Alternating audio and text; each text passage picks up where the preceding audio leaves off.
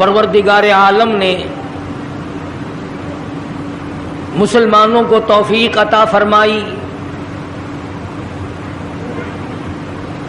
محمد عربی صلی اللہ علیہ وسلم کی امت کو کئی طرح کے انعام بخشے، رمضان المبارک عطا فرمایا، قرآن کریم عطا فرمایا، شب قدر عطا فرمائی، لیلۃ القدر عطا فرمائی۔ حدیث میں آتا ہے، فرمایا مدنی کریم صلی اللہ علیہ وسلم نے، اللہ پاک فرشتوں سے پوچھتے ہیں کہ یہ میرے بندے کیا کر رہے ہیں؟ فرشتے عرض کرتے ہیں الہ العالمین دن میں روزہ رکھتے ہیں، رات کو تراویحاں پڑھتے ہیں، تیرا کلام سنتے ہیں، تیرا کلام پڑھتے ہیں، رات دن ان کی زبان ہے، تیرا قرآن ہے۔ اللہ پاک جل شانہ فرماتے ہیں یہ ایسا کیوں کر رہے ہیں، یہ بھوکے پیاسے کیوں مر رہے ہیں؟ فرشتے عرض کرتے ہیں الہ العالمین تیرا حکم ہے، اس کو پورا کر رہے ہیں۔ محمد عربی صلی اللہ علیہ وسلم نے ارشاد فرمایا تھا، اس کو پورا کر رہے ہیں۔ آواز آتی ہے فرشتوں اپنی اپنی عبادتیں چھوڑ دو اور ان روزہ رکھنے والوں کی دعاؤں پہ آمین کہو۔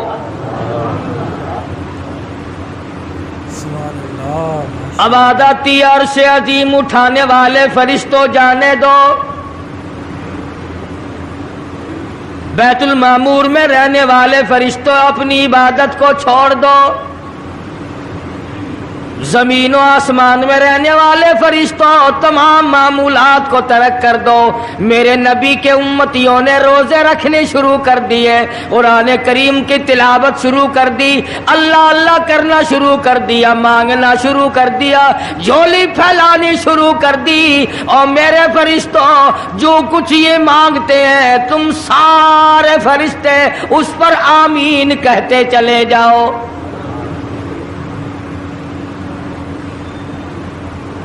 حدیث میں آتا فرمایا مدنی کریم صلی اللہ تعالی علیہ وسلم نے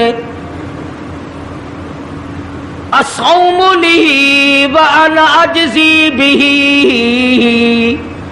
وفی روایت انا اجزی بہ او کما قال النبی صلی اللہ تعالی علیہ وسلم۔ فرمایا جب نماز کا بدلہ دلوایا جائے گا آواز آئے گی اٹھو اور فلاں فرشتے نماز کا بدلہ جنت میں مکان دے دے، محل دے دے، نہر دے دے، دودھ کی نہریں عطا کر دو، شہد کی نہریں عطا کر دو، حوریں عطا کر دو، غلمان عطا کر دو، باغ و بہار دے دو، فلاں چیزیں عطا کر دو، سرخ یاقوت کے بنے ہوئے مکان دے دو، سبز یاقوت کے بنے ہوئے محلات دے دو، زعفران مشک و عنبر کا گارا جن مکانوں میں لگا ہوا ہے وہ محلات عطا کر دو۔ جب آئے گی روزے کی باری آواز آئے گی اور رضوان جنتی ہٹ جا، اور فرشتوں تمہارے بس کی بات نہیں، میرے روزے کا بدلہ جنت میں نہیں، حورے نہیں، غلمان نہیں، محلات نہیں، نہریں نہیں، اور میرے بندے میرے لیے تو نے روزہ رکھا تھا، آ جا روزے کا بدلہ میری ذات خود موجود ہے۔ مانگ کیا مانگتا ہے، تم میرا بن گیا میں تیرا بن گیا۔ ارشاد فرمایا مدنی کریم صلی اللہ تعالی علیہ وسلم نے روزہ دار کو دو خوشیاں دنیا میں ملتی ہیں خاص طور سے، ایک افطار کے وقت آپ صلی اللہ علیہ وسلم نے فرمایا جو دعا مانگو وہی ملے، عند افطارہ، افطار کے وقت فرمایا وعند لقاء ربی، دوسری خوشی اللہ تبارک و تعالی سے ملاقات کے وقت یعنی قیامت میں ہوگی۔ فرمایا میرے بندو میرا رمضان ہے، میرا قرآن ہے، یہ تمہارے لیے سفارشی بنیں گے۔ شہر رمضان الذی انزل فیہ القرآن ہدی للناس وبینات من الہدی والفرقان۔ اور میرے بندو میں نے رمضان میں قرآن مجید کو نازل کیا، اس کو کلام الہی سے مشابہت ہو گئی، اب تیری زبان ہو، میرا کلام ہو، مہینہ رمضان ہو، ادھر میری جنت اور تیرے لیے سال پہلے سجا کے رکھ دوں، بشرطے کہ تو اپنے گناہوں پہ ندامت کے آنسو بہائے، چکر بازی نہیں کرنی۔ فمن شہد منکم الشہر فلیصم، جس کو رمضان کا مہینہ آ گیا، زندگی میں مل گیا، اسے چاہیے کہ روزے ضرور رکھے۔ اگر کسی بیماری کی وجہ سے روزہ نہیں رکھ سکا، کسی شرعی عذر کی بنا پر روزہ چھوڑ دیا، سیدنا علی مرتضی رضی اللہ تعالیٰ عنہ فرماتے ہیں جس نے رمضان کا روزہ ایک روزہ چھوڑ دیا، کسی عذر کی وجہ سے چھوڑا، سفر کی وجہ سے چھوڑا، یا عورت نے مینٹلی کورس کی وجہ سے چھوڑا، یا کسی اور عذر کی وجہ سے چھوڑا، حضرت علی فرماتے ہیں رمضان کا ایک روزہ جو چھوڑ دیا 100 سال تک برابر روزے رکھتا جائے، رکھتا جائے، رکھتا جائے، ایک روزے کا بدلہ 100 سال کے روزے نہیں ہو سکتے۔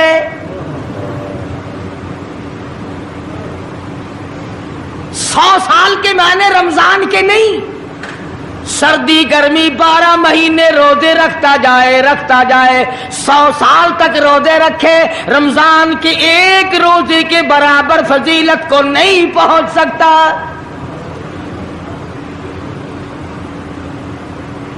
آج تو کئی مرد کہہ دیتے ہیں میرا دل گھٹتا ہے،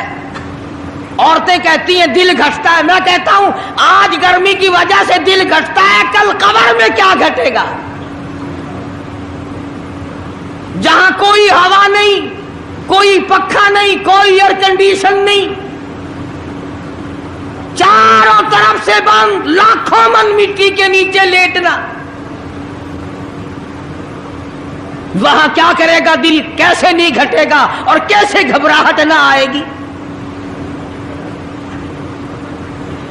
امام الانبیاء محبوب کبریا حضرت محمد مصطفیٰ صلی اللہ تعالی علیہ وسلم نے فرمایا اور لوگوں قدر کرو رمضان قرآن کی، قیامت میں یہ دونوں چیزیں تمہیں کھینچ کر جنت میں لے جائیں گی۔ قبر میں آدمی لیٹا ہے، عذاب دینے والے فرشتے سرانے کی طرف سے آنے لگتے ہیں، اس طرف سے نماز آ جاتی ہے، تم اس طرف سے نہیں جا سکتے، اس نے نماز کبھی قضا نہیں کی۔ دائیں طرف سے آنے لگتے ہیں، ادھر سے روزے آ جاتے ہیں، ہمیں کبھی قضا نہیں کیا، تم اس طرف سے عذاب دینے کے لیے نہیں جا سکتے۔ بائیں طرف سے آنے لگتے ہیں، کھبی طرف سے آنے لگتے ہیں، ادھر سے زکوٰۃ آ جاتی ہے کہ تم نے کبھی زکوٰۃ اس نے کبھی قضا نہیں کی، کبھی نہیں حد چھوڑی، ہمیشہ ادا کرتا رہا، اس لیے تم اس طرف سے نہیں جا سکتے۔ پیروں کی طرف سے جاتا ہے تو حج آ جاتا ہے، اس نے مجھے ادا کیا تھا۔ جب اوپر کی طرف سے آنے لگتا ہے، رمضان قرآن آ کے صاحبان کی طرح چھا جاتا ہے اور آواز آتی ہے او فرشتوں، جس کو میری رحمت نے چاروں طرف سے گھیر لیا ہو، تم عذاب دینے کی کوشش کیوں کر رہے ہو؟ صحابہ کرام رضوان اللہ تعالی علیہم اجمعین کی جماعت نے ہمیشہ قدردانی سے کام لیا، مصیبت کی پرواہ نہ کی، تکلیفوں کی پرواہ نہ کی، گرمی سردی کو نہیں دیکھا، تمام اوقات میں محمد مدنی صلی اللہ علیہ وسلم کی غلامی کی۔ رمضان کا مہینہ ہے، جنگ بدر ہے، مشرکین مکہ نے مسلمانوں پہ حملہ کر دیا، چاروں طرف سے عرب کافر ٹوٹ پڑے، ہزاروں جوان آیا، گھوڑے تلواریں لے کر آئے، ادھر کالی کملی والے صلی اللہ علیہ وسلم کے دامن میں صرف 313 مسلمان، اچھی زمین پہ قبضہ انہوں نے کر لیا، ریتلی زمین حضور کے پاس آ گئی، لڑائی کے میدان میں پانی ان کے پاس چلا گیا، خشکی صحابہ کرام کے پاس آ گئی،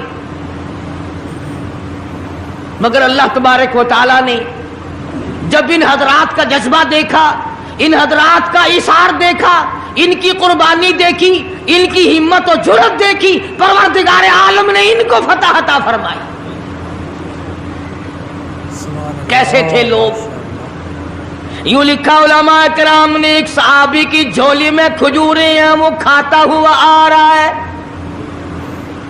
آپ صلی اللہ علیہ وسلم کو کہنے لگا یہ لڑائی کیسی ہے؟ حضور نے فرمایا اسلام اور کفر کے مقابلے میں جنگ ہو رہی ہے۔ کہنے لگا جو اس میں شریک ہو اور مر جائے اسے کیا ملے گا؟ آپ نے فرمایا میں جنت کا وعدہ کرتا ہوں، جو کھجوریں جھولی میں تھی وہ بھی پھینک دی، جو منہ میں تھی وہ بھی نکال کر پھینک دی، تلوار لی، اسی وقت میدان میں آیا اور کافروں سے لڑتا لڑتا ٹکڑے کر دیا گیا۔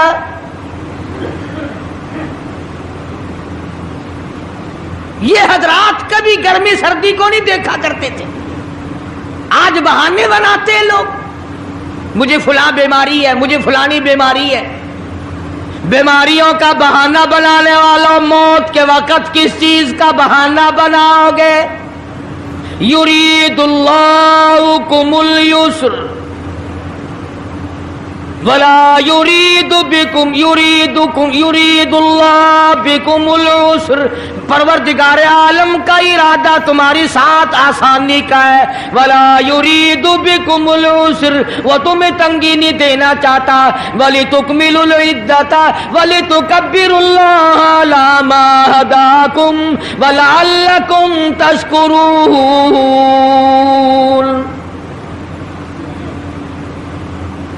اللہ پاک جو کہتا ہے کہ پانی نہ پیو، کھانا نہ کھاؤ، بیوی کے پاس نہ جاؤ،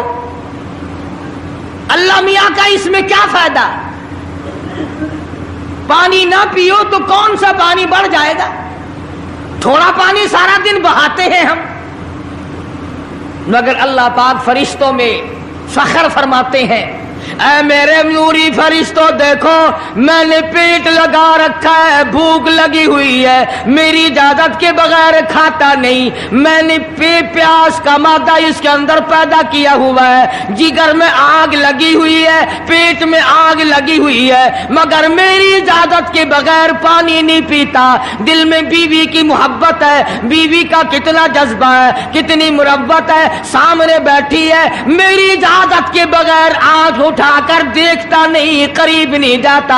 اور فرشتوں گواہ ہو جاؤ، جو میری اجازت کے بغیر پانی نہ پیے، جو میری اجازت کے بغیر کھانا نہ کھائے، جو میری اجازت کے بغیر اپنی بیوی کو نہ دیکھے، اور میرے فرشتوں گواہ ہو جاؤ میں نے ان سب پر جنت واجب کر دی۔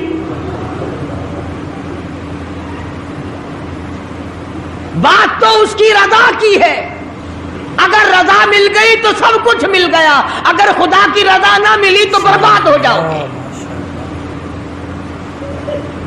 اپنی اپنی زندگی کا، اپنی اپنی عمر کا حساب تو لگاؤ، سوا اس کے اور کیا کہو گی؟ عمر ساری گناہوں میں برباد کی،